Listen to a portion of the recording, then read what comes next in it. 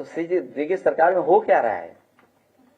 और उसी का परिणाम आपने कुंभ में देखा कि जो उत्तर प्रदेश का पॉल्यूशन बोर्ड है उसका जो डेटा कहता है और जो सेंट्रल पॉल्यूशन बोर्ड एनजीटी का जो डेटा कहता है, दोनों में ब्लंडर है, दोनों इंजन टकरा रहे हैं। हो क्या रहा है ये बताइए दिल्ली लखनऊ में। दिल्ली वालों के आंकड़े, दिल्ली वालों का डेटा यूपी वाले स्वीकार नहीं कर रहे हैं और यूपी वाले अपना नया डेटा है जो स्वीकार करेगी दिल्ली के नहीं करेगी। अब ये बताइए आप, अगर हम दिल्ली वालों के आंकड़ों को मान करके कोई बात कहें और ये सरकार नहीं मान रही है, तो क्या ये सरकार कहेगी कि दिल्ली वाले सनातनी नहीं है?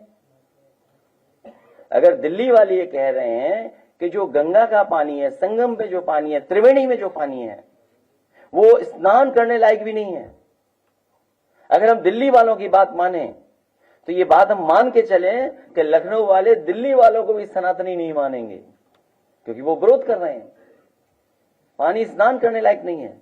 मैं तो इस मौके पर कहूंगा, चाहे वो यूपी पॉल्यूशन बोर्ड के डेटा हो या सेंट्रल पॉल्यूशन बोर्ड का डेटा हो जो मेरे हाथ में है, बीजेपी के सभी नेताओं को सिंटेक्स टंकी भर के दी जाए, उनके घरों पे पहुंचाया जाए विशेष गाड़ी से, जिससे वो अपना खाना बनाएं उसी पानी से, स्नान करें और जब समय आए तब पीते भी रहें दवाई के रूप में।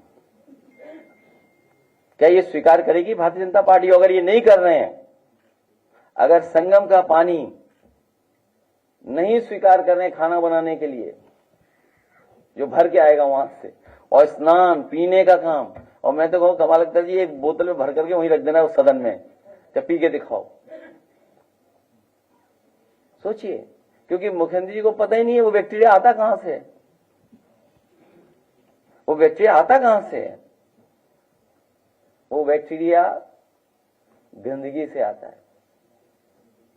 हमारे मुख्यमंत्री जी को बीओडी, सीओडी, डिसॉल्व ऑक्सीजन कुछ नहीं पता है। अगर पता होता तो शायद इस भाषा का इस्तेमाल नहीं करते जो भाषा का इस्तेमाल कर रहे हैं वो सदन में। और कभी कभी क्या होता है कि आदमी अपने नेचुरल उसमें चला जाता है, वो उनका नेचुरल फ्लो था।